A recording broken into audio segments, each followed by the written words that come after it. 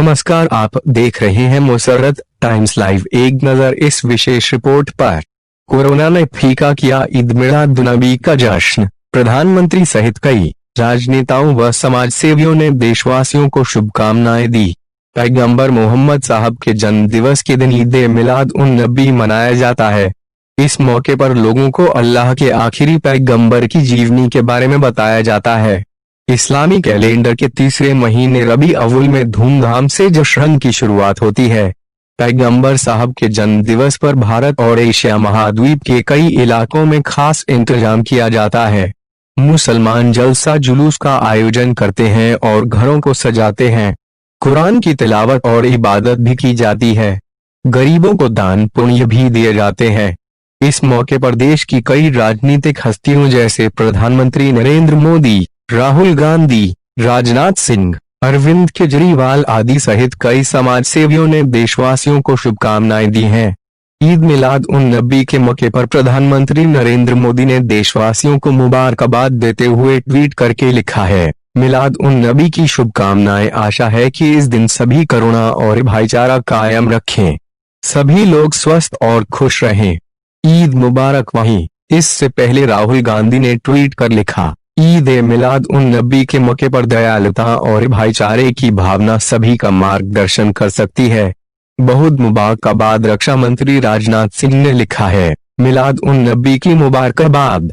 यह त्योहार सभी को हमारे समाज में सद्भाव और सौहार्द के बंधन को मजबूत करने की दिशा में काम करने के लिए प्रेरित करता है। दिल्ली के मुख्यमंत्री अरविंद केजरीवाल ने लोगों से शुभकामनाएं देते हुए एक ट्वीट में ईद मिलाद-उन-नबी की बहुत बहुत मुबारकबाद कहा।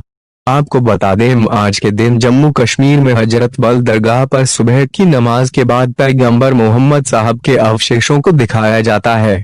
इस साल कोरोना वायरस महामारी की वजह से कार्यक्रम को धूमधाम से करने की इजाजत नहीं थी, मगर घर या मस्जिदों में पैगंबर साहब को याद करने के लिए महफिल सजाई गई।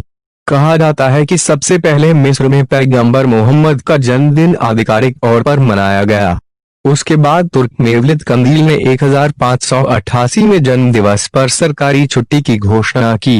ईद मिलाद-उन-नबी को करीब सभी मुस्लिम देशों में हर्षोल्लास के साथ मनाया जाने लगा है। सिर्फ कतर और सऊदी अरब में सरकारी छुट्टी की आधिकारिक घोषणा मना है। सलफी विचारधारा के मुताबिक पैगंबर मोहम्मद के जन्मदिन का जश्न इस्लामी परंपरा का हिस्सा नहीं है। उनका मानना है कि इस्लाम में सिर्फ ईद उल फितर और ईद उल अजहा का विशेष स्थान है। ईद और बकरीद को छोड़कर किसी तरह का आयोजन या जश्न धर्म में नई बात पैदा करना है। आपको बता दें कि इस्लामिक कैलेंडर के अनुसार तीसरे महीने यानी रबी उल अव्वल की 12 तारीख को पैगंबर हजरत मोहम्मद साहब का जन्म हुआ था। इस दिन को ईद मिलाद-उन-नबी, जिसे ईद मिलाद या फिर मालविद के नाम से जाना जाता है। इस्लामी कैलेंडर के 12वीं तारीख को पैगंबर हजरत मोहम्मद साहब का जन्म बनी हाशिम के परिवार में हुआ था। इनके पिता का नाम अब्दुल्लाह और माता का नाम बीबी आमिना था। मुस्लिम समुदाय के लोग ईद मिलाद-उन-नबी को पैगंबर मोहम्मद के जन्मदिन के रूप में बड़े ही धूमधाम के साथ मनाते हैं। वहीं कई लोगों का मानना है कि पैगंबर मोहम्मद साहब की मृत्यु उनके जन्मदिन पर ही हुई थी। इस कारण से कई लोग इस दिन पर दुखी भी होते हैं। मोहम्मद साहब ने संदेश दिया कि अल्लाह एक है और उसके सिवा कोई पूजा, अर्चना और उपासना के योग्य नहीं है। कुरान अल्लाह का अंतिम दिव्य संदेश है। हम सबको एक दिन मरने के बाद फिर जिंदा होना है और अपने पैदा करने वाले के सामने अपने कर्मों का लेखा जोखा पेश करना होगा, जिसके आधार पर स्वर्ग और नरक का फैसला किया जाएगा। कुरान का यह संदेश हमें हजरत मोहम्मद के द्वारा ईश्वर ने दिया कि अल्लाह समस्त सृष्टि का रचिता, हमारा पैदा करने वाला और पालनेहार है। अल्लाह कृपाशील और दयावान है।